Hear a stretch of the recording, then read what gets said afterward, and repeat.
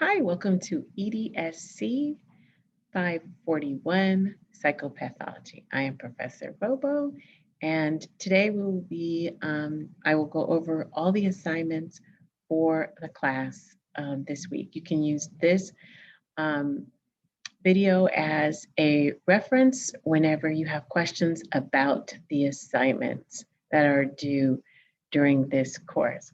So in this course, we will be studying um, the disorders and we will be studying the social, emotional disorders and the behavioral disorders, which add to the psychological problems and impairing the academic success of children and adolescents. So our focus as school counselors is just to be aware. We wouldn't be doing any diagnosing.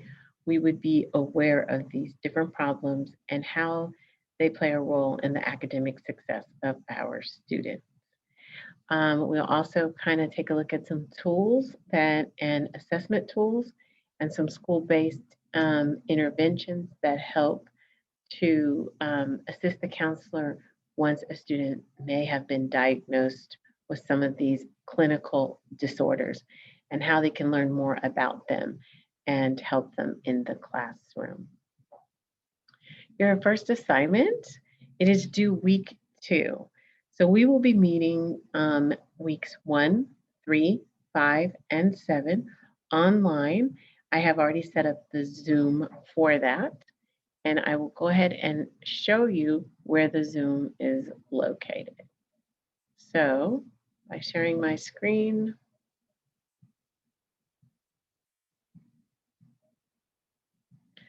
on your Blackboard here in this area, you will scroll down to the area that says Zoom, and you will click on that, and the Zoom links for each week are there. However, the Zoom links are the same for each week. I am not changing those as we go along. Next, I'll be talking about the assignments and how they are due. So again, we meet weeks 1, 3, 5, and 7, and we'll be talking about our courses, the different assignments, and going over different case studies of students with these type of problems and how we can assist them. Your first assignment is called Contemporary Mental Health Laws, and you're going to submit a paper. The paper obviously will be APA format, and you will, in this paper, describe treatments and the legislation regarding mental health services. And you will use this assignment as an opportunity to research additions, deletions, or modifications to a particular mental health law that already exists. So one of the most ones that we use is the IEP process. So if there has been some changes to the IEP process, which there has been because most of us are still virtual, you would talk about the new legislation, the additions or deletions or modifications as we are doing virtual learning and how that affects the IEP process. So that would be an example of a ongoing legislation, but potentially has some changes to it due to the type of learning that is taking place. Instead of it being face to face, it is online, and how that is affecting us in the school system. There would be other mental health disorders such as ADHD, autism, and those are other mental health disorders or that may have different new legislation as to how you can service those children, what are things that can be given to them, and anything that has changed about it.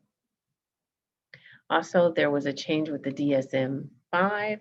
That is another process that you could discuss in the paper.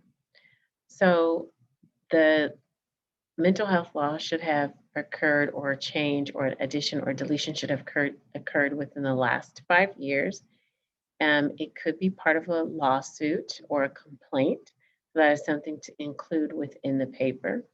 The discussion should be around the reason for the new law, if it's available, what the law entails, and how it influences the role of the school counselor. You should prepare one-page overview of the case and the situation for the class, and then be prepared to discuss the recent legislation. So, and we'll have a brief discussion about this as you turn in your paper during week. You'll turn your paper in week 2, and we'll go over it week 3, some of the findings that you discovered, and we'll just briefly discuss it when we meet face-to-face in week 3. Your second assignment that is due for this course is a group role play, and that is due week 5. So beginning week 1, I will place you in groups, and depending on the number of students for the class, it will be either groups of 2 or 3, and you are going to role play an intervention with a parent of a student that's demonstrating psychopathology symptoms, and the class member will role play either the teacher, the parent, or possibly the student, and any additional necessary professionals. So depending on how many people that are in your group, if it's 2, 3, or 4, you would identify yourself as a parent, a child, the teacher, or any other professional that's required to participate in this particular meeting. You'll record yourself and you'll upload your recording to Blackboard, and I will grade it accordingly.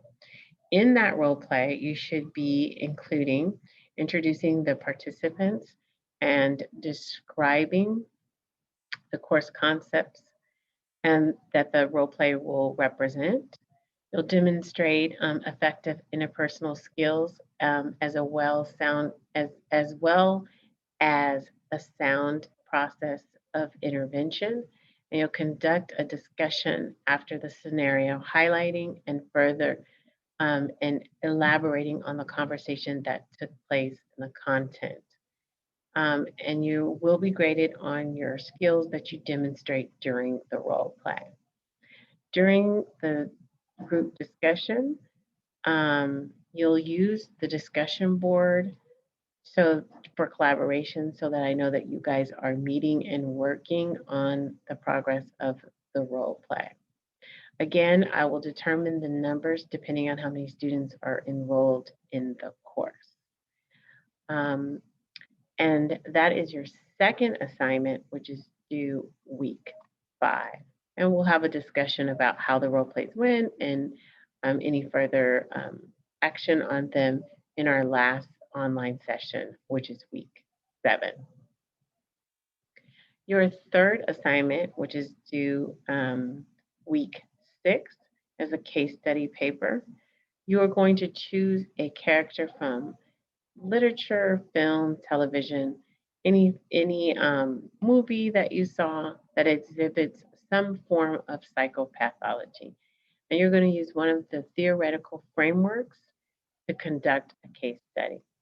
You will write a 3 to 4 page paper, including a briefly identifying the description characteristics of that child, young adult, or adult that is the character that you're focusing on.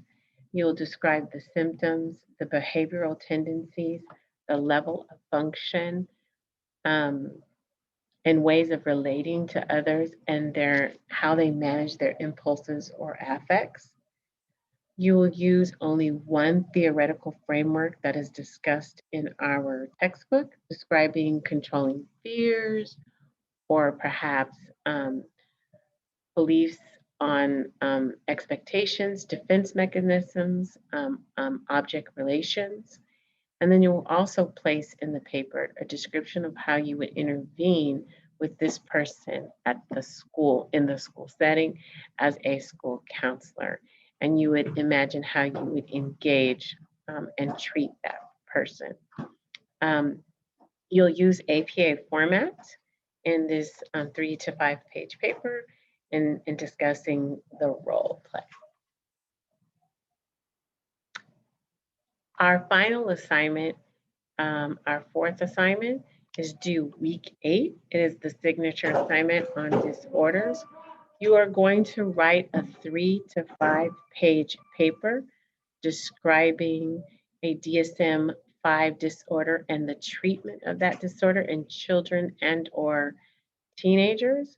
You're going to give the school counselor's perspective of how to intervene and manage a case of a student who presents these type of symptoms that you chose in the DSM-5 disorder. And you will use at least 3 journal articles as a resource for your detailed recommendations for the student, parent, and teacher, and you will include this in your paper. Your recommendations on the students should include the academic, behavioral, and cognitive functions at the school. And that paper is due week 8. So those are your 4 assignments due for this course. If you have any questions, feel free to refer back to the assignments. I think that I have detailed them pretty well. We also have our face-to-face meetings during weeks 1, 3, 5, and 7 to go over any additional questions that you may have. I look forward to meeting you all during weeks 1. My name is Professor Bobo again, and I have been working for Concordia since the inception of the school counseling program. I put together some of the courses in the course studies, and I have been teaching various cohorts since 2011. I have an adult child who I have utilized many of these strategies, getting him through elementary, middle, high school, and college. And now as he is choosing his careers, doing career development with him at the age of 28. So that's a little bit about me. As you can see, I work for Hawthorne School District. I've been a counselor here in elementary, middle, and high school. I'm currently at Kornblum Elementary, a K-5 school, and I am taping from school now, so just in case you heard any information or any students in the background, just giving you some live experience about my day. All right, I look forward to seeing you week 1, and if you have any questions or concerns, you can email me, text me. I'm usually not available during the day, so texting is, if you have a quick question, is the fastest way to get a hold of me.